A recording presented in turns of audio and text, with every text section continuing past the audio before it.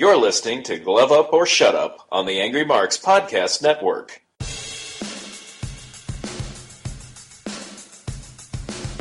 You're listening to Glove Up or Shut Up on AngryMarks.com with Peter H. and Stevie J. Find them on Twitter at HardcoreCDN and at AngryMarks. And now, for all the news, reviews, and interviews in mixed martial arts, it's time for Glove Up or Shut Up from AngryMarks.com.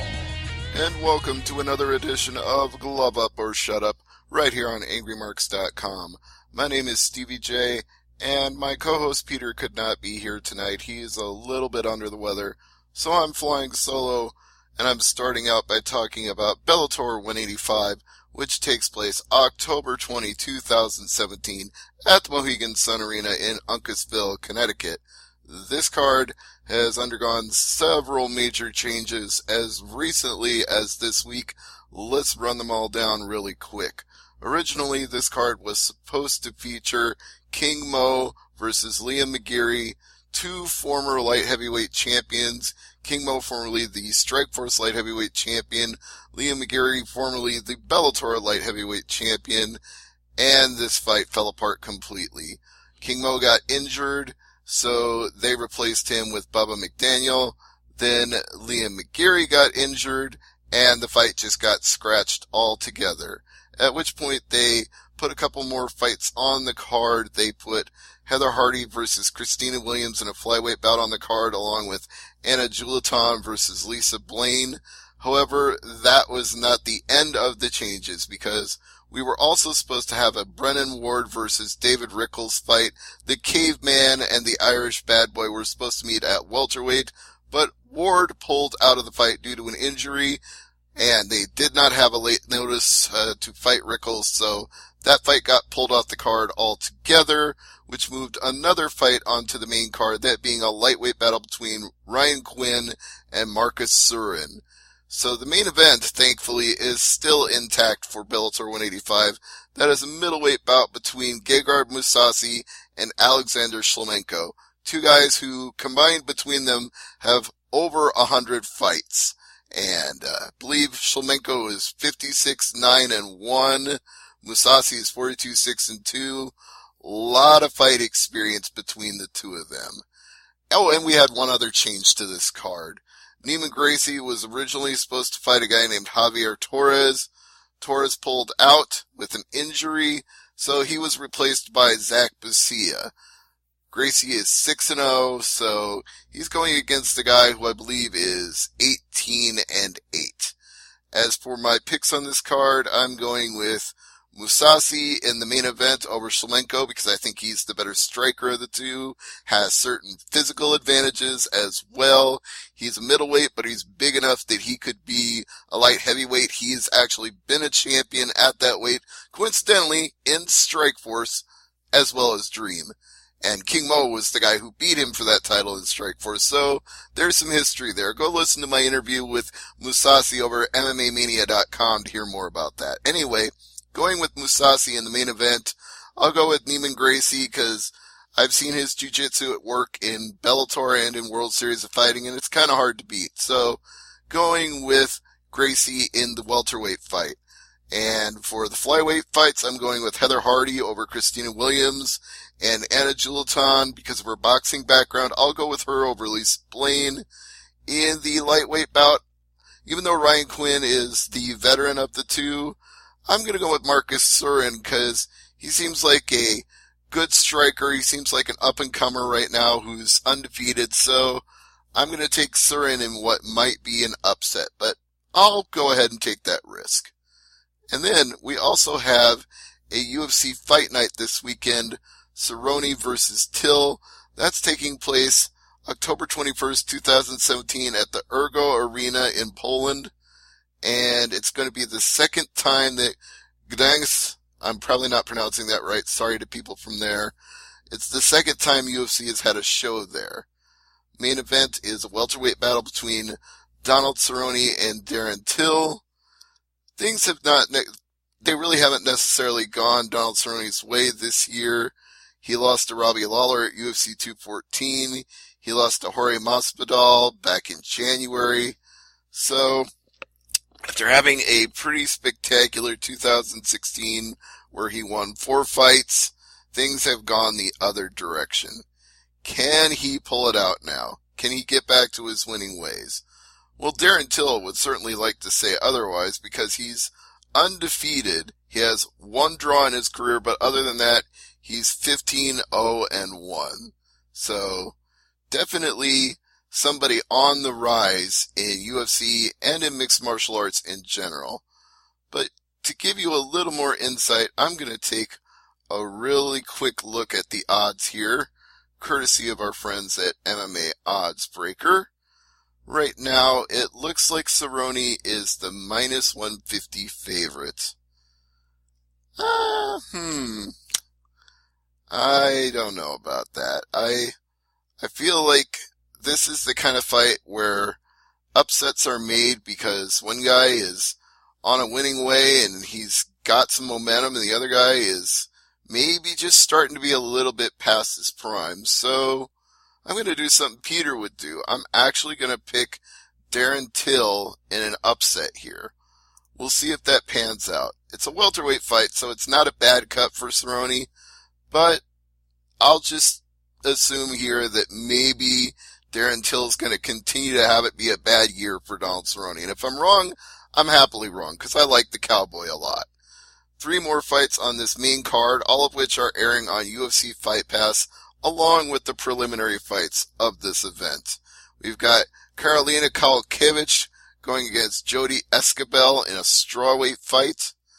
And Kowalkiewicz, given it's A, home turf fight for her, and B, the caliber of striker that she is, and C, Jodie Esquibel, I mean, she's decent. She's 6-2. She's got a lot of experience from Invicta, but I just don't think she's the caliber of fighter as Kowalkiewicz, and the odds makers agree with that because Kowalkiewicz is a minus 470 favorite.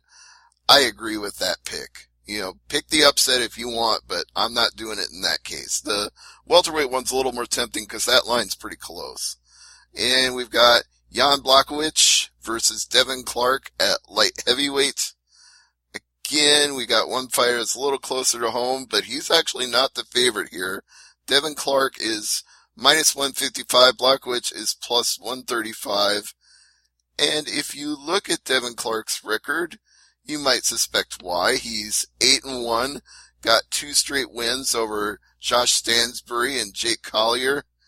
And, you know, he's a former Resurrection Fighting Alliance light heavyweight champion. So there may be some good things going on there for Devin Clark. He may be on the up and upcoming. Whereas Blachowicz, again, 2017, I guess back to 2016, not been his year because he lost to Gustafsson, he lost to Patrick Cummins. He's actually lost 4 of his last 5. So, tempting as it is to pick Blachowicz because of the location and the circumstances, I'm pretty much feeling Devin Clark here. I'm going to go with him. And the last fight on the main card is Oscar Piechota versus Jonathan Wilson. The odds makers have Piechota as a minus 185 to Wilson at plus 160. And I guess that's okay, but Wilson has lost 2 fights in a row and may not be as bad as those 2 fights because, you know, Enrique de Silva and Ian Kuleva are both good fighters. I mean, maybe not the cream of the crop, but definitely no slouches, either one of them. They each have some potential to be future champions of somebody somewhere. So, I just don't know if we know enough about Wilson yet, because at only 9 fights into his career, the story hasn't necessarily been written yet. But since the odds makers favor Piechota, I guess I can go with Piechota. I'm going to take a quick look at his SureDog record so we can get a little bit better idea about him. He's the hometown favorite, literally the same city as the fight is taking place in. He's undefeated with one draw in his career. I'm looking for any big names he might have beaten. Not seeing a lot. The closest might be beating either Sergio Souza or Jason Radcliffe in his last two fights. Last one was Cage Warriors 85, and the ref was Mark Goddard. That one only took 32 seconds. Now, that is impressive, getting a TKO in 32 seconds. So, why not? I'll go with Piacotta as well. On the preliminary card for Fight Pass, there are some other names that you might want to keep note of. Marcin Held fighting at lightweight against Nasrat Hakparast. However you say that. I'm sorry to the guy. That's a lot of consonants, and I've never seen that name before. Anthony Hamilton has a heavyweight fight. You want to check on that one. He's facing Adam. I'm not even going to say the name. I'll just spell it. Wieczorek. Then we've got a bantamweight fight with Damian Stasiak and Brian Kelleher. And an intriguing featherweight fight. I'm surprised this one didn't make the main card. Artem Lobov and Andre Fili. I would have put that on the main card, but that's just me. And Lena Landsberg of Cyborg fame returns, and she faces Aspen Ladd. And there's a Felipe Aranches versus Josh Emmett fight on the prelims as well. We've even got Smilin' Sam Alvey taking a middleweight fight against Ramazan Amiv. So, yeah, there are some quality fights on this Fight Pass card. You know, if you've got a Fight Pass subscription, this is probably one worth checking out. So, let's take a look at the news really quick and then wrap up Glove Up or Shut Up for this week. See what big headlines there are. Okay, scrolling down. Oh, Alvey needs to cut 35 pounds. That's not good. That's a little too much weight to be cutting, but good luck to him with that. Chris Cyborg expects to see another Holly Holm run. Okay, let me see what she means by that. Oh, she's expecting Holm to run from her, and she's going to beat her ass at UFC 219. Let's see if she has a more specific statement. Okay, here's a quote. She's talking about USADA here. When they knock at my house at 5 a.m., I think it's right to go to your house at 5 a.m. too. When I beat your ass in the cage, your team won't have an excuse for anything. I hope you go and sign the contract. I will wait for it. So, I guess this fight isn't official for UFC 219 yet. But she's promoting it like it is. And what else do I see in the news? Michelle Waterson and Tisha Torres is a UFC 218 fight. It's official now.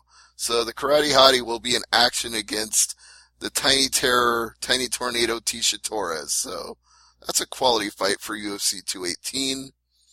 Evolve MMA is opening the 4th facility in Singapore on the East Coast at the 1KM shopping mall. If you've watched any 1FC cards, you see a lot of Evolve MMA fighters on those cards.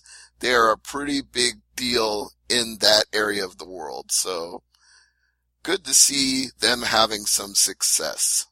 We got a very nasty staph infection for Patrick Cummins, who we just talked about earlier when we were previewing fights, as Black Witch lost to both Patrick Cummins and Gustafsson.